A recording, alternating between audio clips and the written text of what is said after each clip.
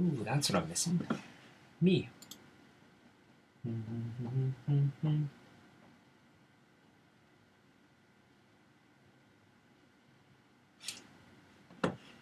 Hello, folks.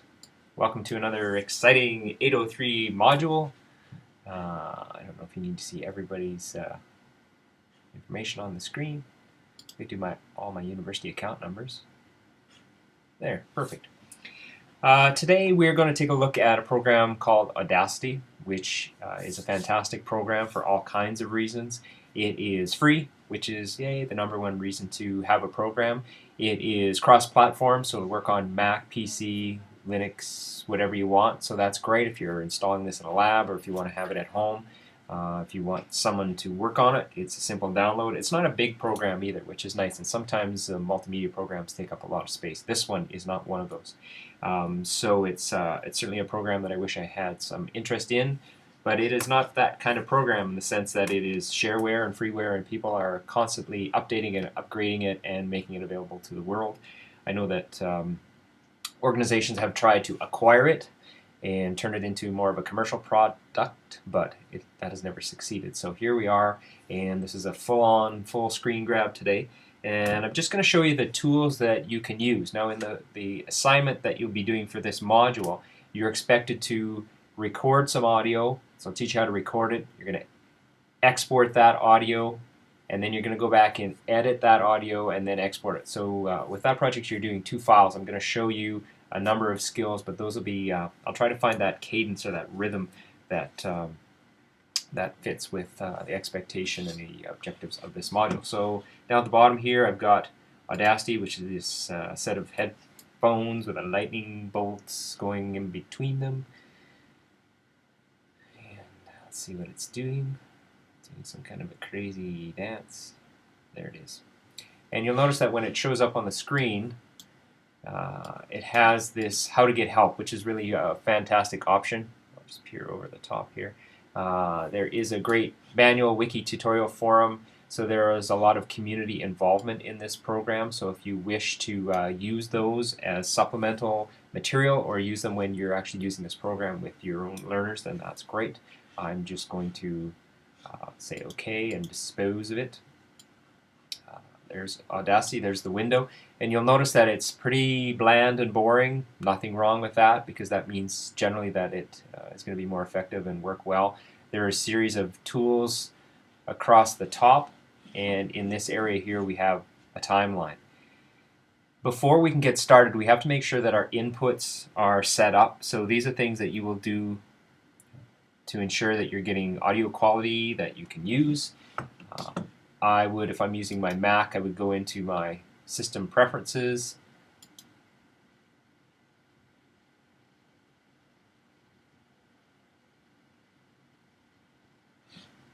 and into sound, and check my input, and you can see that I've got my internal microphone. If I was choosing something else, so if I had a set of headphones like this with a USB connector, if I plug those into the back, that would be an option. If I had done some voice recording with an iPod or my phone, I could plug something into the headphone jack, and then where it says line in, I could plug that into the back of my computer. That would be your control panels if you're using a PC, but same idea. So if you're bringing in music or recorded voice, then you do have some options. You don't have to have people huddled around the computer's microphone, which sometimes isn't so great. There are snowball microphones. They look like big white old school round radio microphones. Those work really well. I have one, but like most of the good things I have, people are borrowing it right now, so I will not be able to demonstrate it. But that's the first thing that you want to do to make sure that you're getting a good audio level. Find out where your microphone is. If you're using a headset, make sure that you've got the microphone itself positioned properly so that you can get a good level and you're not too loud. With digital audio, when you're importing it, you don't want it to be right up at the top all the time, because what happens is you don't get distortion, you get elimination. Elimination can be good and bad, but in this case it's bad because it actually chops at kind of like that. So you don't want it to be cranked up all the way to the top, wherever you've got your slider. Right now that's at about 76% rather.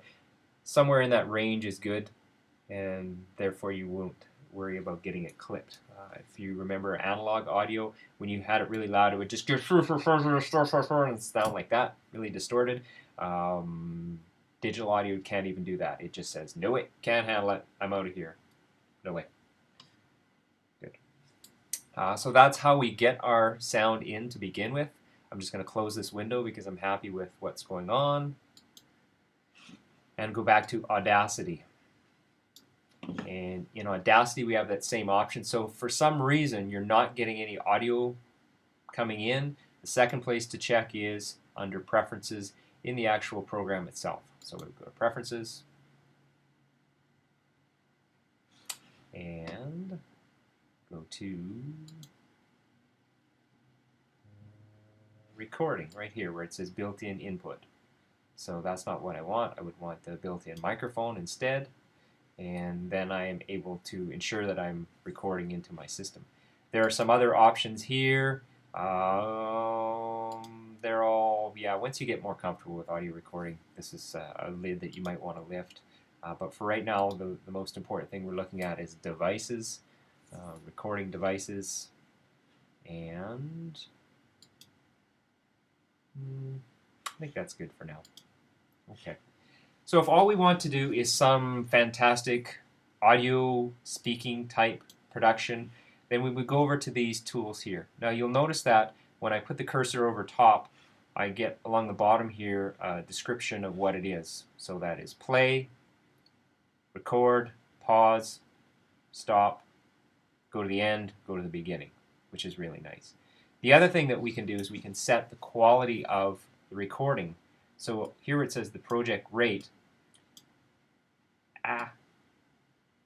44 kilohertz, or sorry, 44 kilohertz or 44,000 hertz, if I take the kilo out, is generally regarded as CD quality. So that's not bad. 48 is super high, 96 is even higher. When you start to get into this high range, it's not really doing anything other than adding more information and making your file size bigger. So if you're just doing spoken word, an interview, and it's not audio and you don't need high fidelity, 22 is fine. You could get away with 8, as long, again, that you're not singing or speaking lyrically. You don't necessarily have to have that. And the lower your project rate, the smaller your file size will be. And that is, when you're delivering online, you always want your material compressed so that it works best for online. I'm just going to stick with 44 because that's the default. And I'm just going to be doing a minimal amount of recording today. Now you'll notice that I haven't actually recorded anything in the timeline yet, so it's not that there is a track that I'm filling. The tracks become created once I start to record, and that's something that's a little bit weird.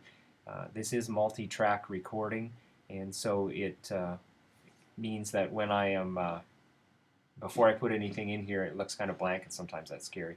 The other thing you might want to change is here. I've got this as mono.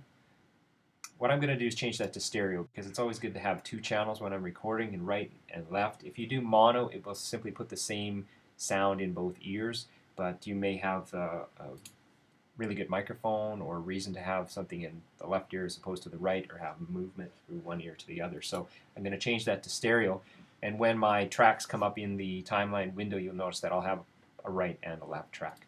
So I've got my built-in microphone set by choosing this. I'm in stereo. I have made sure that my inputs, both in Audacity and my OS system, have been updated. And then I can hit this red button and start to record. Hello and welcome to another exciting series in the 803 adventure that is multimedia. And you notice as I talk, there are the waves that are representing my voice. So if I'm talking really loud, yeah, that will happen. Or if I'm talking very quietly, it will be replicated as well. So you have to make sure that you are capturing audio that you can use, not too loud and not too quiet. Now when I'm done, I can hit the yellow square, and it'll stop. There we go. So I have made a stereo recording of my voice. I can use this to go right back to the beginning. So it takes me all the way back to the beginning, and then I can hit the play green arrow right here, or I can hit the space bar. So there are a few shortcuts. That's one of them. I hit the space bar. Hello and welcome to another exciting series in the 803 adventure that is multimedia. And I can hit the space bar again to stop it, or I could hit pause and it will do the same thing.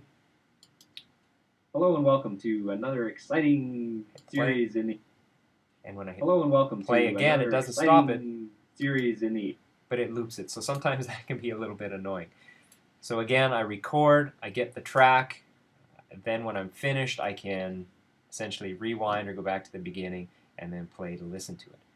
Now, if you want to do more recording, this is some of the weird stuff here. You would think that it would just simply start right there. But if I hit the record button again, what's going to happen is it's going to add another track, and it, here, I'll just show you. So it's a little bit strange to get around.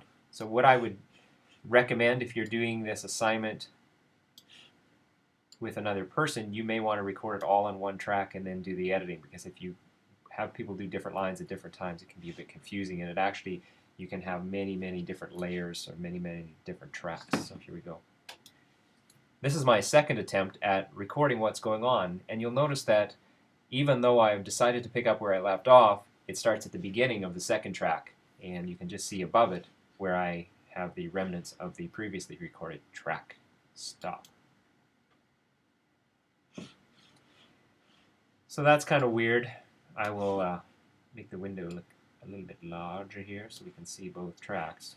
So you'll notice that rather than start at the end, it started at the beginning again, and that might cause some problems. If you don't want this track, then, or any track for that matter, you can simply go here to the X in the corner and get rid of it, or up at the top where it says tracks, you can have remove tracks, which is much like deleting it. You can highlight and you can copy and paste and do all that as well. But say I'm going to get rid of this track, so I just have my original one, and that's the one that I'm going to edit. So I simply have it there. Now what I do is I have two options. I can save it. I don't know if that recording window is the way I'll move it, so I can go here, File. I can save my project as, that's great. But what that does is it creates a big, huge, honkin' project. So like many of the other programs we work with, we're not going to just simply save it, but we're going to save it, and then we're going to export it. So we're going to begin by choosing Save Project As, and it's going to say, remember, you can only use this on Audacity. Okay, thank you for reminding me. That's good, because that's very important. If you send or you link an AUP file to your website, it's not going to work for anyone unless they download it and download Audacity. So we need a self-contained file. So right now we're building this, and I'm going to call it Audio Demo 803, and you'll notice that it saves as an AUP project. Hit save, and there it does it, and now it's a project. So right here on my desktop, I have this big honkin' folder. So I don't necessarily have a nice discrete file. I have this large folder that goes with it. So if I just simply link this file, this one in the corner, audio demo 803.aup, the piece kind of chopped off in the end there, it's not going to work because I would have to have this folder. And when I open it up, oh, there's all kinds of stuff, and then I open that up, and then I open that up, and then there's all this other information. So kind of a schmoz. What it does allow me to do, though, is open this file in Audacity. I can come back and make any changes that I want to it. So that's super. What I would do once I'm finished with this, or this particular stage, is I would export it. So I've got the Audio Demo 803 big file. Now I want to make the self-contained file, and I'll do that by exporting. So we go to File, Export, and then I have some options. So I can choose to do MP3. I can make it a WAV file. You can see there are many others. The is AAC up there. Excuse me, AIFF. Just have a drink. AIFF, MP3, and WAV files are the key ones that you would use. The WAV files and the AIFF are the largest. They are not compressed files. So again, if you're putting it on a website, if you have got lots of room, that's great. If you don't, or if you want people to download it, you want to consider how they're going to use it. The quality will be higher on AIFF and WAV files. MP3 files are smaller, more portable, considerably compressed. That's why they work on these gadgets. You can put 9 billion songs on them, but the quality is junk. If you're an audiophile like myself, who is a bit of a snob and a purist and all those things, then MP3 files just are not where it's at. But in this instance, because you're putting them on a website, you may want to choose MP3. That's what I will do today. So to format it as MP3. And if you're doing your assignment, this is the first one you would do, called RAW. So you haven't done any editing. You've just spoken into the machine. It's great. Or maybe it's crap, which crap is sometimes better because then it gives you the opportunity to have lots to work with. I'm going to put it on the desktop. I click Save. It asks me for some metadata. So if this is something that you're into, making learning objects, you can go through and the artist name. So you can do, if you have your rap name, which I just happen to have, Dr. J, track title, demo, album title, all my best or greatest hits, or something like that, year. So I can go through and I can mark this up and add as much information. Genre, sometimes they give you a choice in genre. I'll call this adult contemporary. Oh, does it give me a choice?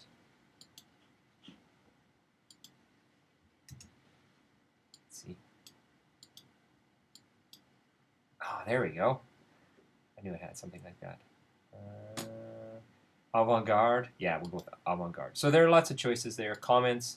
I could add something to that if I want.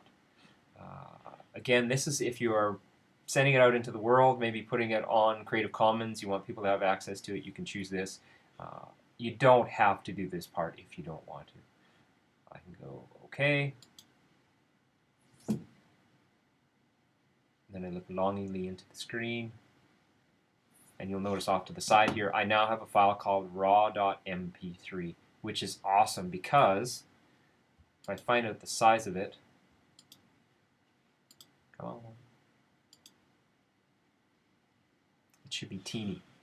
Yeah, 409 bytes. So it's not even a meg, half a meg. So it's tiny. That means I can send it just about anywhere. I can email it, no problem. The other folder here is, we're looking at megs and megs of space, even though I just have one silly little speech built into it. So in this section we have done setting up your audio. We have done making sure all of your inputs are properly aligned and the choices that you make. We've determined how to record a simple piece of instruction. That's great. And then how we export. Well, save first and export. So if you were done with that, you would have a basic understanding of how you could capture audio. Now, we haven't done any editing yet. We'll do that in the next section, but this is really important as far as getting something to work with. So we have brought the content in, and in the next section we will begin to do the editing.